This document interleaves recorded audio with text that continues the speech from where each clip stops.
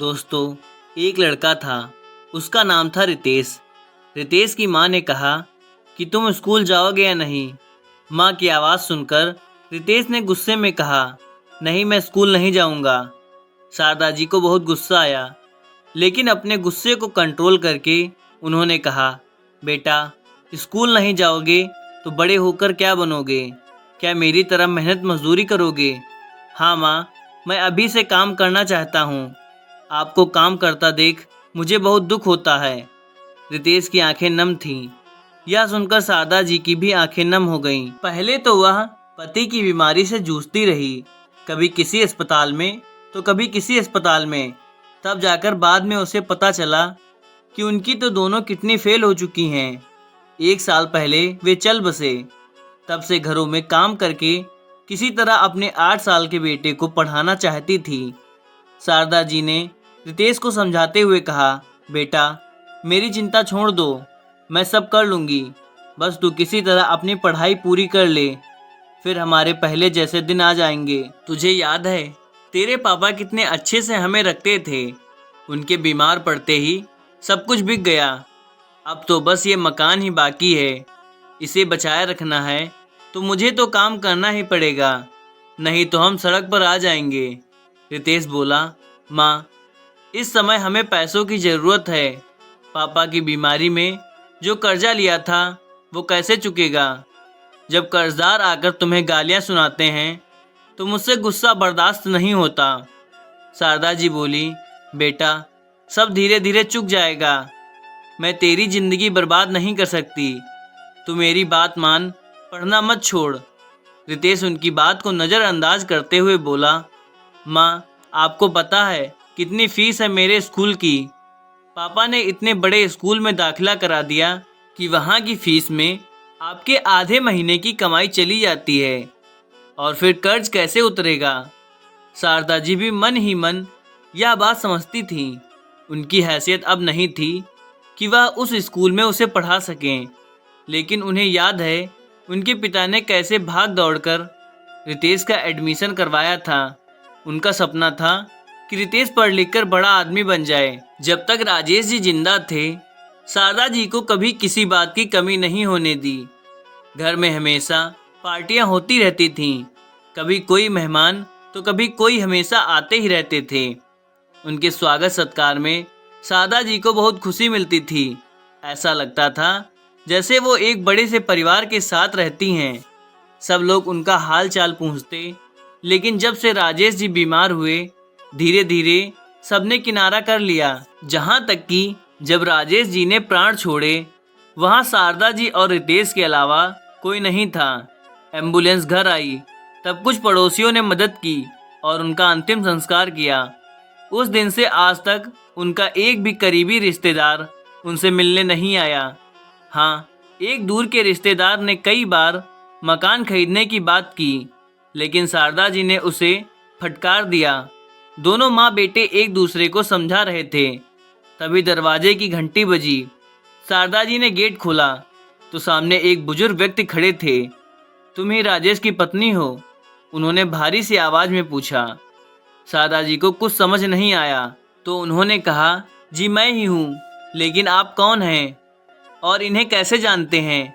बेटी, क्या मैं अंदर आकर बैठ सकता हूँ? बहुत दूर से आया हूँ, क्या मुझे एक गिलास पानी मिल सकता है? एक ही सांस में सब कुछ बोलकर वे बुजुर्ग जवाब का इंतजार करने लगे। शारदा जी ने कहा, हाँ हाँ, आप अंदर आ जाइए, बैठिए, मैं आपके लिए पानी लाती हूँ। शारदा जी के जाने के बाद बुजुर्ग सामने पड़ी एक पुरानी सी कुर्सी पर बैठ गए। रितेश से बात करते हुए उन्होंने पूछा, बेटा, कौन सी क्लास में पढ़ते हो? जी 3rd में। इतना कहकर रितेश चुप हो गया। शारदा जी पानी लाई। पानी पीकर बुजुर्ग ने कहा, बेटी, यहाँ बैठो, मेरा नाम शांति लाल है। तुम्हारे पति मेरे ही कंपनी में काम करते थे।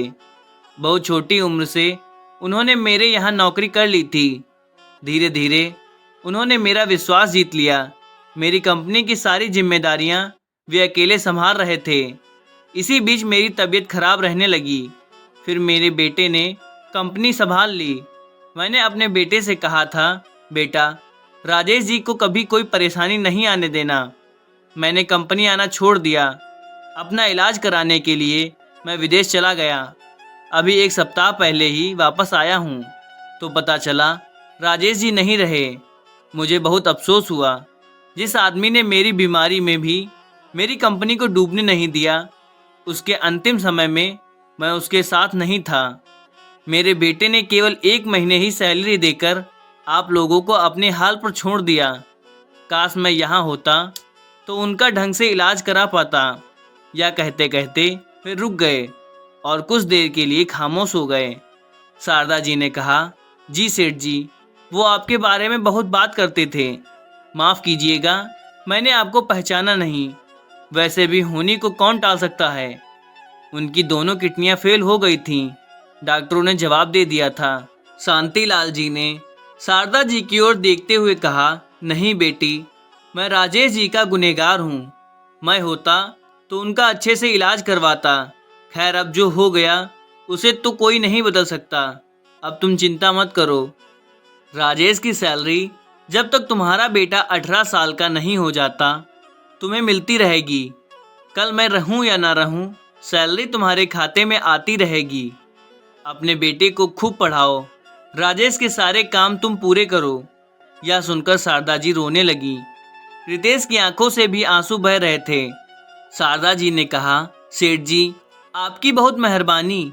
भला कौन ये सब कर सकता है। मरते समय भी उन्होंने कहा था, काश सेठ जी होते तो मेरा ध्यान रखते। लेकिन उन्हें क्या पता, उनके सेठ जी उनके जाने के बाद भी उनका ख्याल रख रहे हैं। शांतिलाल जी बिना कुछ बोले चल दिए। जाते जाते उन्होंने कहा, बेटा, पढ़ लिख कर अपने पिता जैसे बनना, जिनकी कमी हम आज भी महसूस करते हैं। जिनके जाने के बाद रितेश अपनी माँ से लिपट गया। माँ, मैं खूब पढ़ूंगा, कल से स्कूल जाऊंगा। और अगले दिन ही शारदा जी के अकाउंट में सैलरी आ गई। इसी तरह कई महीने बीत गए। एक दिन शारदा जी के मन में आया कि एक बार शांतिलाल जी से मिलकर उनका शुक्रिया अदा कर दिया जाए। वो पता मालूम करते करते उनके बंगले के पास पहुंची। चौकीदार से पता किया तो पता लगा कि वे जब विदेश आए थे उसके 15 दिन बाद ही उनकी तबीयत बिगड़ गई और वे चल बसे। शारदा जी की आंखों से आंसू बह रहे थे। क्या वे केवल उनका भला करने ही आए थे या अपना कर्ज उतारने? यही सब सोचकर वे घर की ओर चली गईं। इसके बाद भी हर महीने सैलरी आती रही। रितेश की पढ़ाई अब बहुत अच्छे से चल रही थी।